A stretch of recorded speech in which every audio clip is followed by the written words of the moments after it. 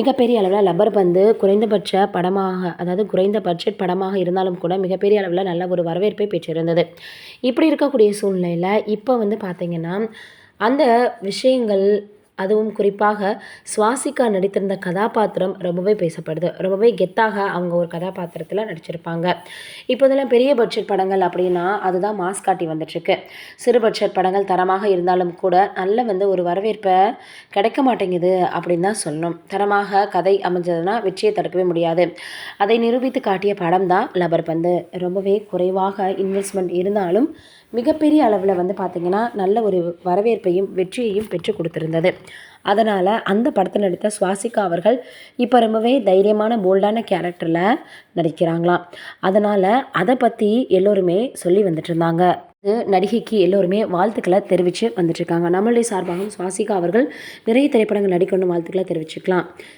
நீங்கள் என்ன நினைக்கிறீங்கன்னு கமெண்ட்டில் சொல்லுங்கள். சமந்தா அவர்களுடைய முன்னாள் கணவருக்கு சமீபத்தில் தான் 2வது திருமணம் நடந்தது அப்படின்றது நம்ம எல்லோருக்குமே தெரியும். இப்படி இருக்கக்கூடிய சூழ்நிலையில் நாக சைதன்யாவும் சமந்தாவும் காதல் திருமணம் பண்ணாங்க. ஆனால் கருத்து வேறுபாடு அப்படின்னு சொல்லி இருவருமே பிரிஞ்சுட்டாங்க. இந்த நிலையில் சோபிதாவை 2வதாக திருமணம் பண்ணிக்கிட்டாரு நாக சைதன்யா. இன்னும் பழசை மறக்கவே இல்லை சமந்தா. நாக சைதன்யாவுக்கு அவங்க கூறிய ஒரு வாழ்த்து பதிவு தான் ரொம்ப வேலாகி வருது.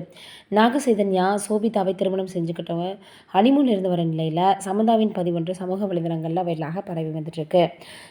தமிழ் சினிமாவில் சமந்தா அவர்களுக்குன்னு நிறைய வந்து பார்த்தோன்னா ரசிகர்கள் இருக்காங்க அப்படின்றது குறிப்பிடத்தக்கது.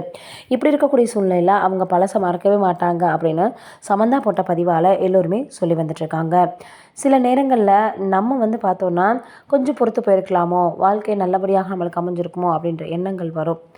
ஏன்னா அந்தளவுக்கு நம்மளுக்கு காலம் வந்து மறுபடியும் கிடைக்காது அப்படின்னு தான் சொல்லணும். நீங்கள் நினைக்கிறீங்க நடிகை சமந்தா அவர்களை பற்றி அப்படின்றத மறக்காமல் கீழே இருக்கக்கூடிய கமெண்ட்டில் சொல்லுங்கள். நன்றி, வணக்கம்.